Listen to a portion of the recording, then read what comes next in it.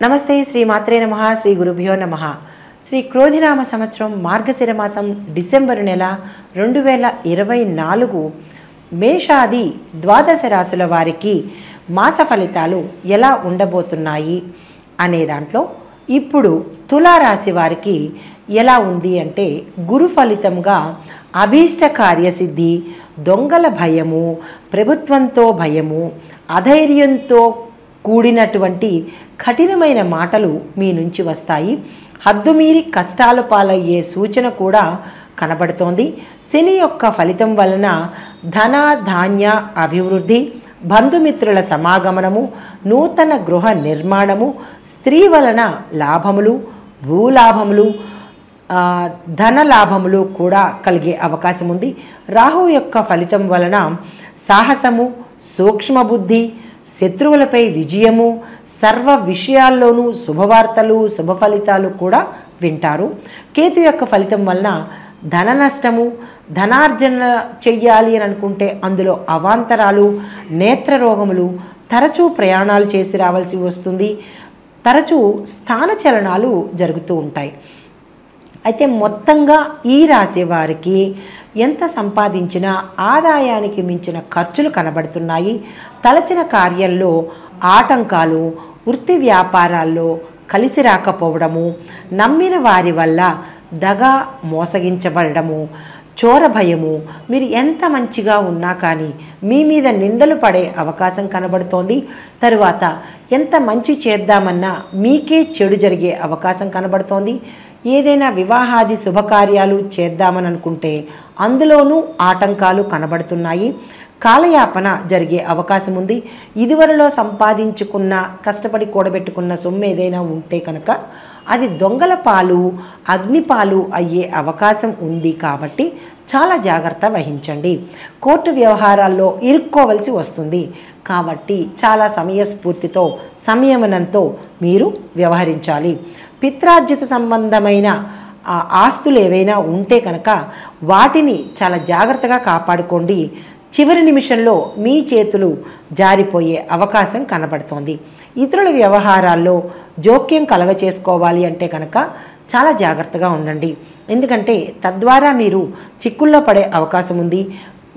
లేనిపోని అపనిందలు వచ్చే అవకాశం ఉంది. కాబట్టి చాలా జాగ్రత్తగా వ్యవహరించండి. శరీర ఆరోగ్యము బాగుండకపోయే సూచన ఉంది. అంటే అనారోగ్యం పాలయ్యే అవకాశం ఉంది. కాబట్టి ఎక్కడ, ఏమిటి, ఎలా అనేది మీరు యోచన చేసుకొని తీవ్రమైన అనారోగ్యం కనుక గతంలో ఉంటే కనుక డాక్టర్ని సంప్రదించి డాక్టర్ పర్యవేక్షణలో ఉండాలి అని చెప్పదగిన సూచన. అయితే పనిముట్ల వల్ల, అంటే ఏ రంగంలో ఉన్నవాళ్ళు పనిముట్లతో, షార్ప్ ఐటమ్స్తో కనుక పనిచేసే వాళ్ళు ఈ రాశిలో ఉన్నట్టయితే కనుక వాళ్ళు చాలా, అంటే యంత్రాలతోనూ పనిముట్లతోనూ షార్ప్ ఐటమ్స్తో పనిచేసిన వాళ్ళు ఈ రాశిలో ఉన్నవాళ్ళు చాలా చాలా చాలా జాగ్రత్తగా ఉండాలి.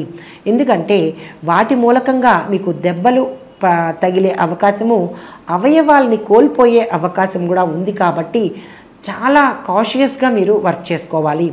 తద్వారా ఎముకలు కూడా విరిగే అవకాశం కనపడుతోంది. చాలా జాగ్రత్త సుమా.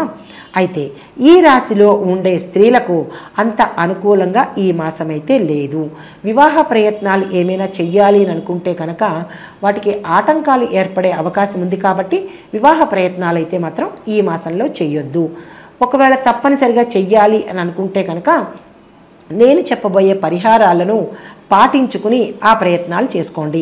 ఉద్యోగస్తులకు అధికారుల యొక్క వేధింపులు చాలా ఎక్కువగా ఉంటుంది. తీవ్రమైన మనస్తాపానికి, ఒత్తిడికి గురి కావాల్సి వస్తుంది. దంపతుల మధ్య మనస్పర్ధలు, కుటుంబంలో కలహాలు, సమస్యలు, మనశ్శాంతి లేకపోవడం వల్ల అనారోగ్యము వచ్చే అవకాశం ఉంది.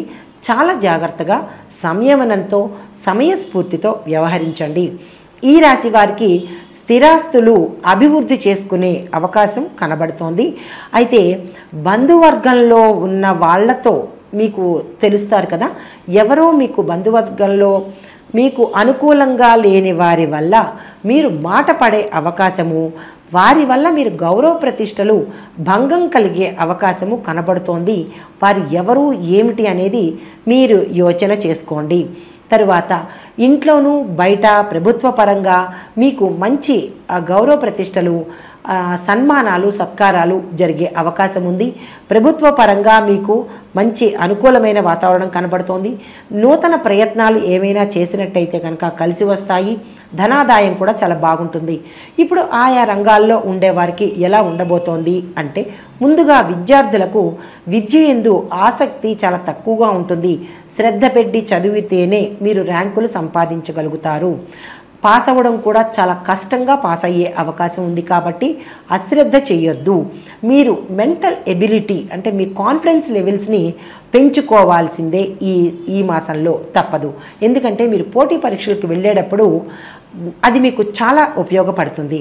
తర్వాత మీరు ఏవైనా పోటీ పరీక్షలకి అప్లై చేసి ఉంటే కనుక కొన్ని రంగాల వాళ్లకు అంటే మెడిసిన్, లా, ఇంజనీరింగు ఈ రంగంలో ఉండే విద్యార్థులకు మంచి ర్యాంకులు సంపాదించుకునే అవకాశం కనబడుతోంది.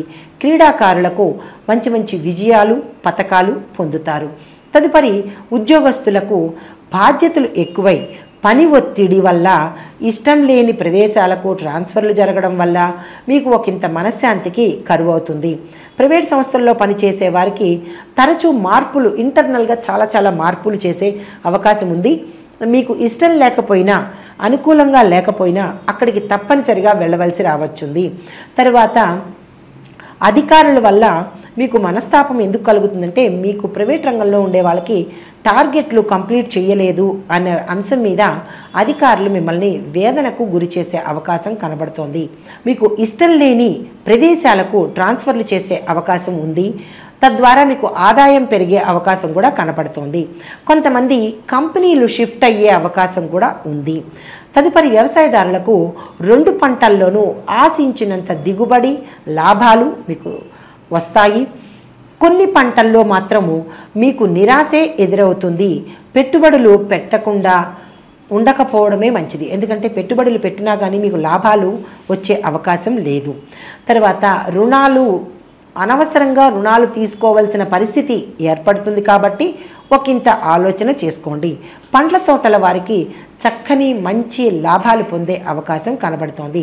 తదుపరి వ్యాపారస్తులకు జాయింట్దారులతో భేదాభిప్రాయాలు వచ్చే అవకాశం ఉంది. కాబట్టి మీ పార్ట్నర్స్తో మీరు చాలా జాగ్రత్తగా వ్యవహరించండి. తెగే వరకు ఏ విషయాన్ని లాగకండి. సరుకులు నిల్వ చేసుకునే వారికి నష్టం ఏర్పడే అవకాశం ఉంది. కాబట్టి కొన్ని వస్తువులను మీరు నిల్వ చేసుకోవడానికి నిరాకరించండి. లేదు అంటే కనుక దాని ద్వారా మీకు నష్టాలు, అప్రదిష్ట కలిగే అవకాశం ఉంది. కాబట్టి ఆ ప్రయత్నం చేయకండి. పెద్ద వ్యాపారాల జోలికి ఈ మాసంలో అస్సలు వెళ్ళకపోవడమే చాలా చెప్పదగిన సూచన.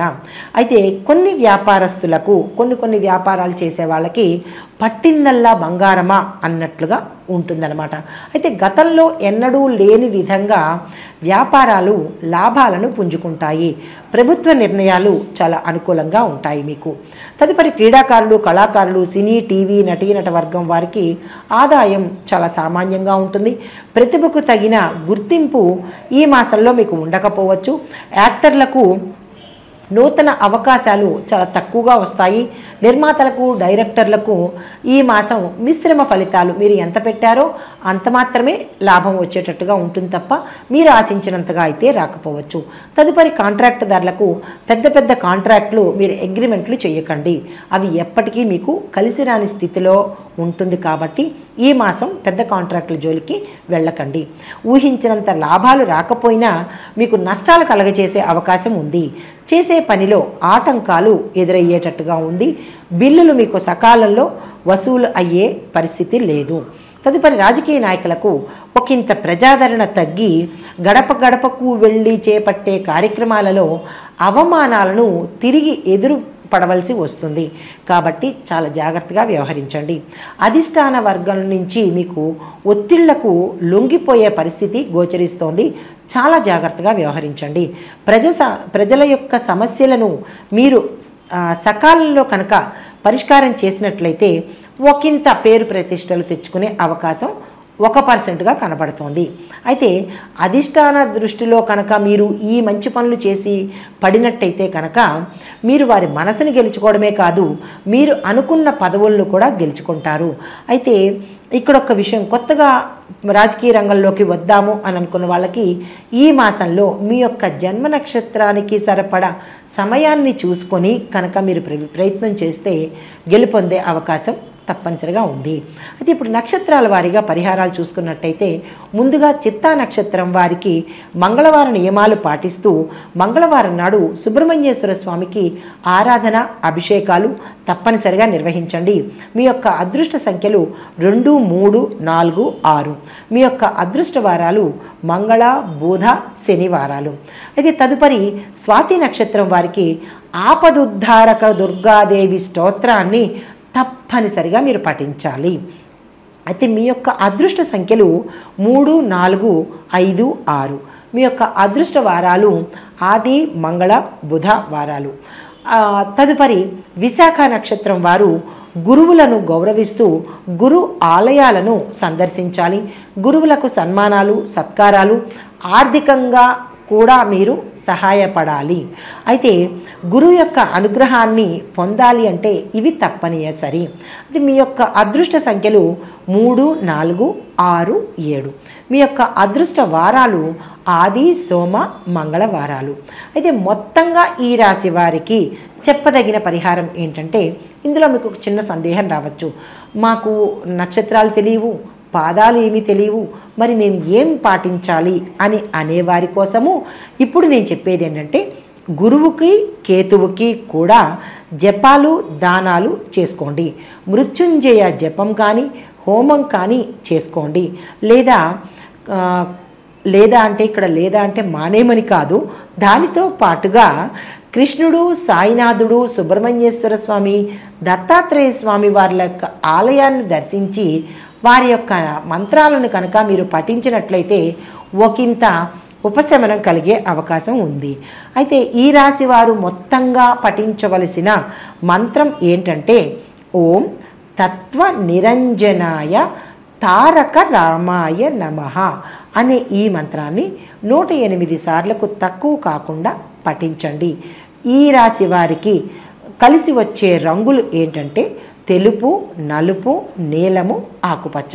మీరేదైనా కీలకమైన పనికి కానీ కొత్త పని ప్రారంభించాలన్నా ఏ ముఖ్యమైన పనికైనా సరే ఈ రంగు వస్త్రాలను ధరించుకొని కనుక మీరు వెళ్ళినట్టయితే మీకు విజయం కలుగుతుంది, ఆటంకాలు తొలగిపోతాయి. అయితే ఈ రాశి వారికి మొత్తంగా కలిసి వచ్చే అదృష్ట సంఖ్య 6.